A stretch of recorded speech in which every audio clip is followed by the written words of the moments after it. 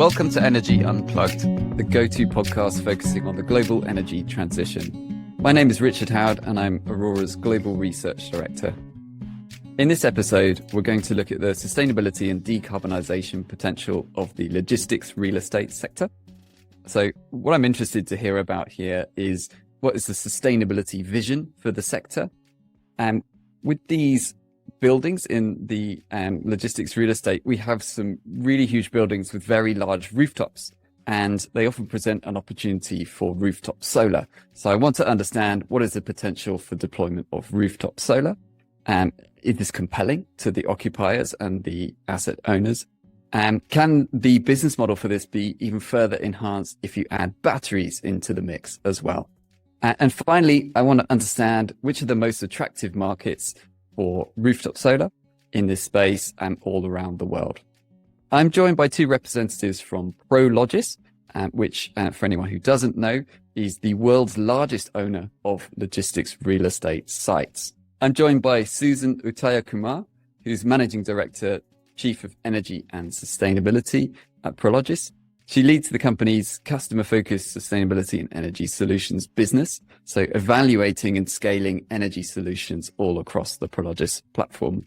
She also has oversight for the company's ESG team, so setting the strategy and leading on stakeholder engagement and data and disclosure activities across the whole group. Welcome, Susan. Thank you, Richard. It's great to be here. I'm also joined by Vibhu Kaushik, who's the Global Head of Energy Utilities and Storage at Prologis.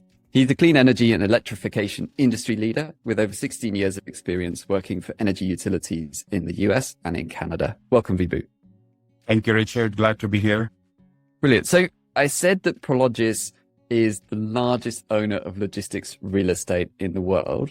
I wonder if one of you could give me a sense of scale. Like, how many assets do you own? How many customers do you have? Help us understand what it means to be the biggest in the world.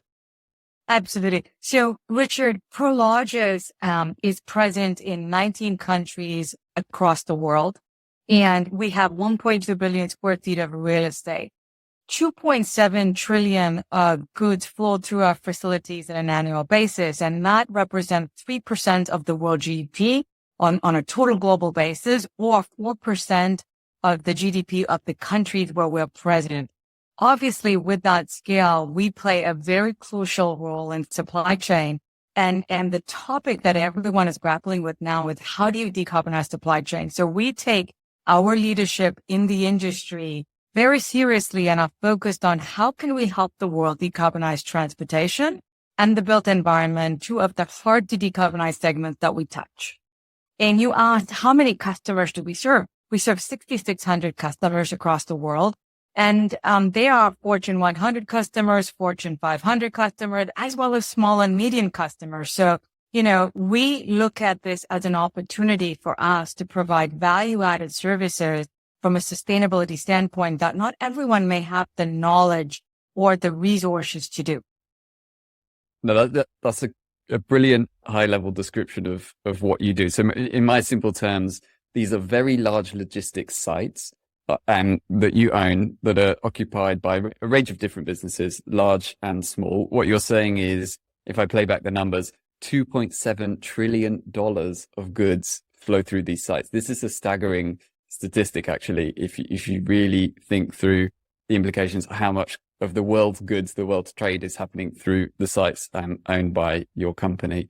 You mentioned 1.2 billion square feet to convert 115 million square meters. That's still a very large number. And I did some quick maths. This is around 20,000 football fields. Whether football to you means soccer or American football is probably a rounding error, but it's around 20,000 of those. So hopefully that gives listeners an understanding of the magnitude of what we're talking about. It really is huge. And you mentioned, Susan, you're entering India. I'd be interested to hear about that. Aurora is also approaching the Indian energy markets as well, and we've just made our first few hires into an office there. But more broadly, I'd love to understand what is the company's growth strategy. So let's talk about India, but which other markets are you looking to enter offering your product? Absolutely. So today, the new market that we're focused on is India. As I mentioned earlier, we operate in 19 countries, so we have quite a large presence. And from a growth strategy, what we focus on is we're focused on the last mile. So as e-commerce increases around the globe, being closer to the customer and in urban centers is very, very advantageous and very much needed. Prologis also has $38 billion worth of land banks that we will develop in the future. Really, when you look at the strategy of Prologis, it is to develop logistics centers in critical area that service the last mile for our customers and for the consumers. And we have the ability to increase our footprint significantly in the future because of the land banks that we hold. And the presence in these urban spaces also allow us to provide other solutions like on-site generation of energy. So 1.2 billion square feet of rooftops is a lot of flat space to leverage for the production of energy where it's most needed. So Susan, you mentioned the enormous potential for rooftop solar on your buildings. And I'd like to dig into that now and bring you in as well, Vibhu. From what I've read about Prologis, you already have some really big ambitions around this, about deployment of low carbon solutions on your sites. Maybe, Vibhu, you could give us the high level picture. What are you trying to achieve in this space? Yes, thanks, Richard. As Susan shared, we have a huge scale globally in logistics supply chain. Our strategic locations close to urban cities, where in populated areas close to where products are being consumed, are chosen for a more sustainable supply chain, having the products closer to where they are being consumed by the customers. With that scale also comes the responsibility to play a leadership role in this clean energy transition and lead in our sustainability vision and goals. To that extent, Prologis has committed to deploy renewable energy on our global real estate platform. We are active in all 4 continents that we have global real estate. So that includes the Americas, the Asia, Europe, and then within America, the North America and the South America. Within US, our real estate portfolio exists in 22 different states, and we are currently deploying rooftop solar and battery storage on-site clean energy solutions that can power the buildings and the transportation in 12 out of those 22 states. We are looking at these projects. Globally, we are also deploying these solutions across Europe, including UK, and 4 other countries in Europe for solar, and at least 1 country for battery storage in Europe at this point. Our strategy is really to look at markets where clean energy is either feasible today based on regulations, and it has an economic return and an end value to Prologis customers and to the neighborhoods where we operate. So we'll continue to focus on growing our solar and storage to decarbonize our global real estate platform. That's really helpful. And amazing to see your ambitious approach. I note that you're already ranked number 2 in the US in terms of rooftop solar, which is huge. And can I just kind of ask, what is the motivation to get into this? Is it that your customers push you because they're trying to decarbonize themselves and they look towards the asset owner and say, hey, can we do low carbon energy here on this large site? Or is does it just make financial sense for you? Did you get a good return on these projects? Like what was the motivation to get into this?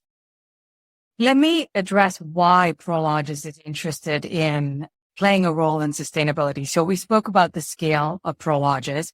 We spoke about the fact that we touch 2 hard to decarbonize segments, that being transportation and the built environment. And we realized that with our industry leadership, that we also had to take a leadership in decarbonizing supply chain. So in the core of the strategy is to build a sustainable supply chain. So our goal is to be net zero in our operation. So that's scope 1 and 2, as well as scope 3. These are the emissions that we don't directly control by 2040. So having this ambition, we stepped back and said, well, what do we need to do in the interim to pace to this, what I would say, aggressive ambition on decarbonization? we said we're going to develop 1 gigawatt of on-site renewables supported by storage by 2025. So Vibhu and team are working with that in mind in terms of deploying renewable energy. We said that we must hit net zero in our operations. So this is the electrification of spaces that we lease or own from an office standpoint and vehicles that we own and operate for our logistics center by 2030. And then we'll focus on the scope 3. And when you dive deeper into what makes up our value chain emissions, 75% of that comes from customer energy consumption in our facilities. So it's really a beautiful marriage of solving for the sustainability of the core of the company by deploying solutions. Richard, you asked, well, how are you able to do that? Because it does take a lot of capital. And by generating green energy and revenues associated with it, Vibhu and team are playing a crucial part of being able to fund our sustainability ambition. So if I play it back, in a way, you've got a huge opportunity here. You've got these assets. You've got customers that are hungry to decarbonize their operations because of their own ESG goals, their own decarbonization or net zero goals. And that also is in line with your goals. So it does seem like there's a huge potential here. And one specific question I always have about this is, are the occupiers willing to pay a premium for greener buildings? Richard, I think this is where the world needs to go. The current state is that people realize the value of greening their energy supply, but they expect that to be provided, at parity to grid or for a very small premium. Because the generation of on-site solar can be done more economically, you have the ability to make the required return to deploy these solutions. However, from my standpoint, for the world to make progress toward decarbonization, there needs to be a recognition by the market on a premium for sustainable buildings because it costs more to build more sustainably and for energy that is sustainable. So that's where I believe we need to head. And that's where I believe that we will get to. So in a sense, even without that green premium, there's stuff that you can do. There's capital you can deploy. There's projects that make sense economically anyway, and especially so as the cost of some technologies fall. But if occupiers, if the corporate world at large, were willing to pay a premium to go green, you could probably go faster, is the sense I get. So I'm interested then, let's come back to Vibhu, you described sort of the ambition, which seems large. 1 gigawatt of solar, that's a large amount of solar deployed. Be interesting to hear about how far have you got against that first ambition for 2025? What's working there? Which business models, which markets, which are the most attractive of your 19 markets? You've talked about the US, and it'd be interested to know beyond that, where is it easiest to push forward and towards this goal? So where we are today is we have deployed 521 megawatts of solar and storage, which is operational on Prologis properties globally today. As Susan shared, we have publicly declared a commitment to take that to 1 gigawatt by the end of next year, 2025. That seems like a big number and it seems like a bold goal, but let me show some comparison to what it means for Prologis. So when we think of 1 gigawatt and you convert that into the roof space needed to deploy that amount of solar and pair with some of the battery storage, we are not even getting to 10% of our global real estate footprint with the 1 gigawatt goal. So that 1 gigawatt we are expecting about 800 megawatts of solar and 200 megawatts of storage. That would roughly be about 8% of our global footprint. Why we need to do this? So we are doing it for our customers. When we look at our customers' energy consumption today, a typical Prologis building, a logistics building where most of them have LED lights and electric forklifts, and we have HVAC systems, heating and cooling those spaces.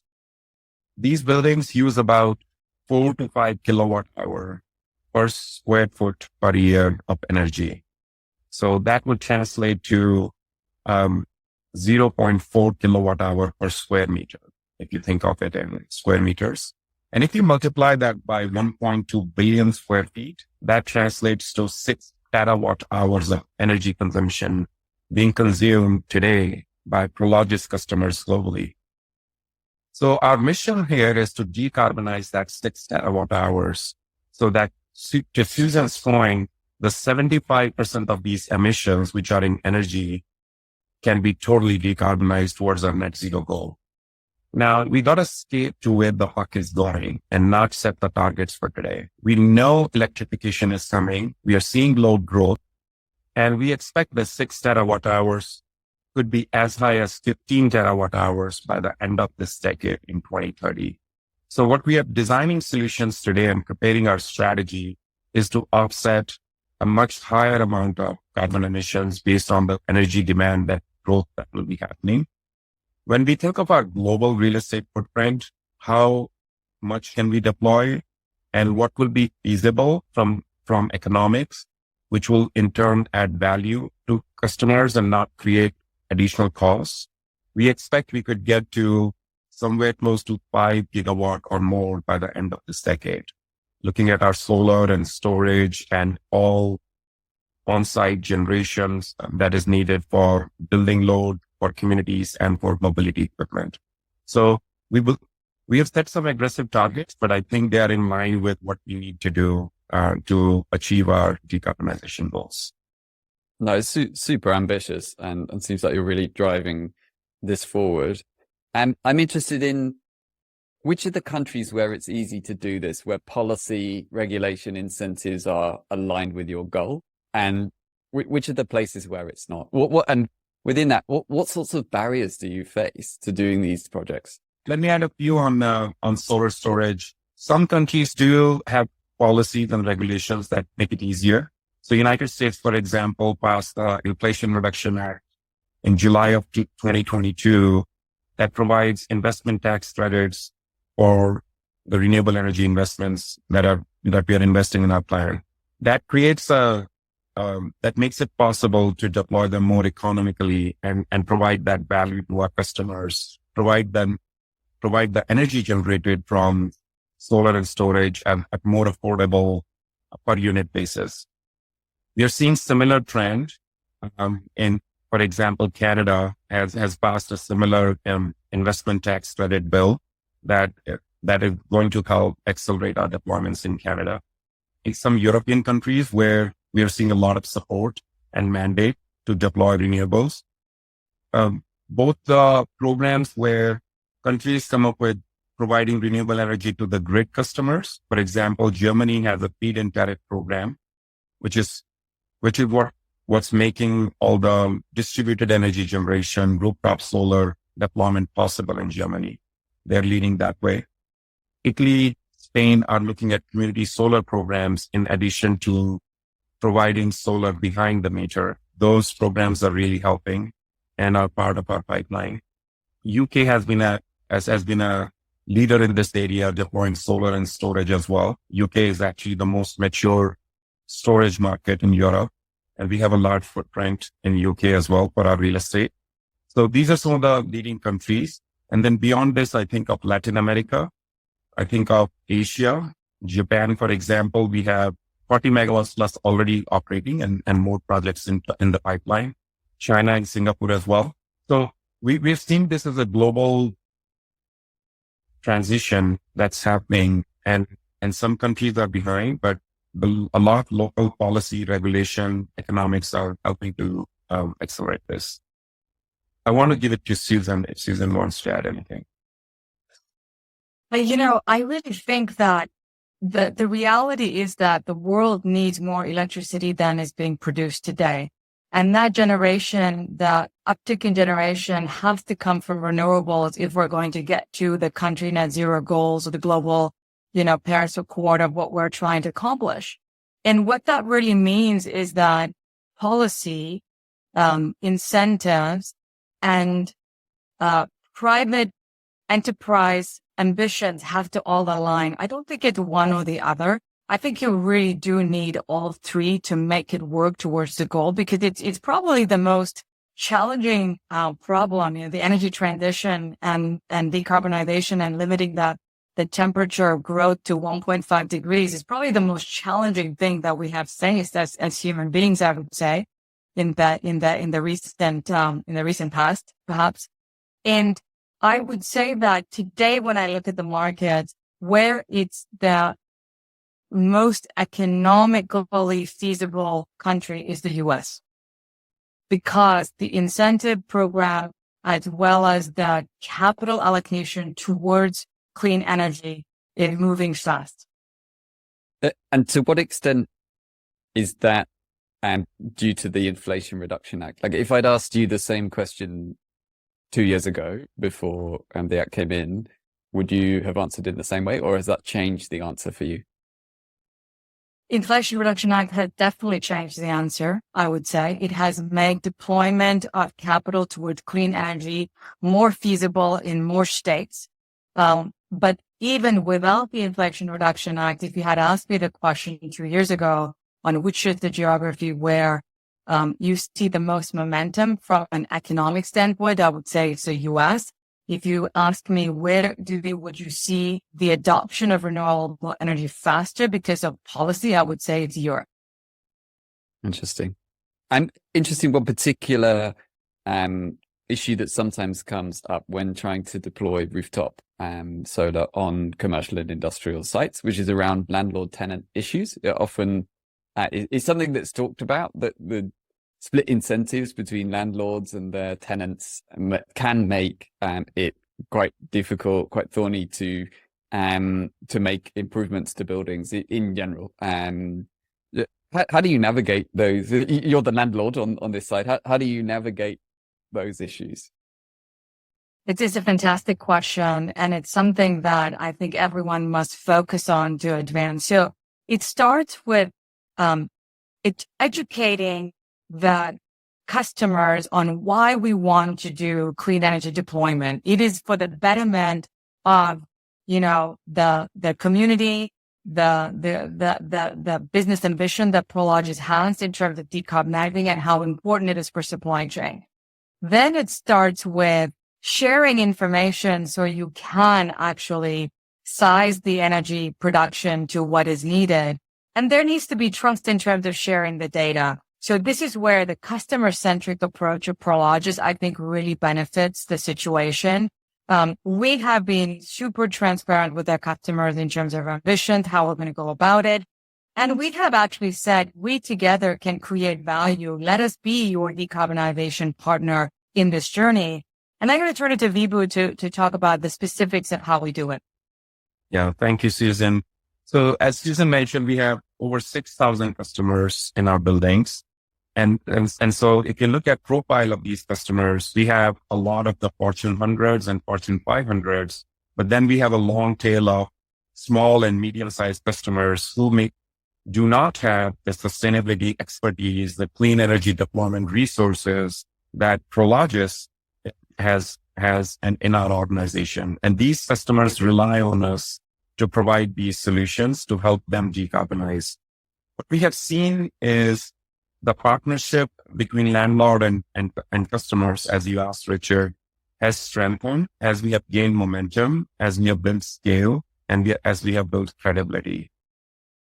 The expertise that we have established here at Prologis is now being seen even by the Fortune 100s, the top 10 customers that we have, that this is a team of experts, that they have the platform, and if they share our energy usage with us, then we can help them deploy clean energy resources faster. We can help clean those carbon emissions faster, either on-site resources, better tariff with utilities, negotiated power purchase rates.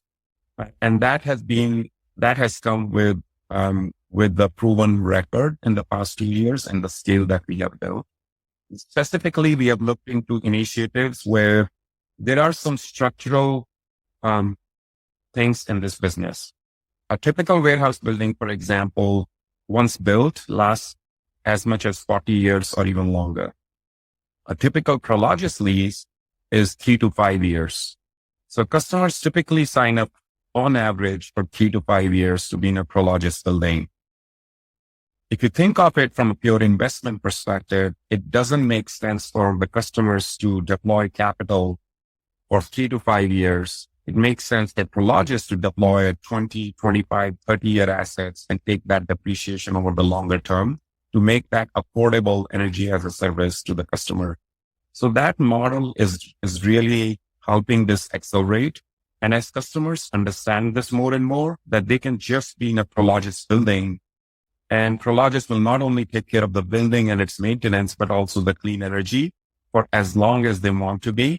And then they can count those renewable energy generation credits toward their own scope 2 emissions reduction. That's really resonating, and it's providing more of an easy button, hassle-free solutions to the customers. No, it seems really good. Your approach, really smart. I think it's completely different to the story I've heard in other sort of commercial and industrial situations where, tenant wants to do something to be greener, cleaner, and complains that the landlord who owns the building doesn't want to do it, doesn't see the need. You've done that on its head. You want to do it. You've got the capital to do it. You've got the expertise to do it.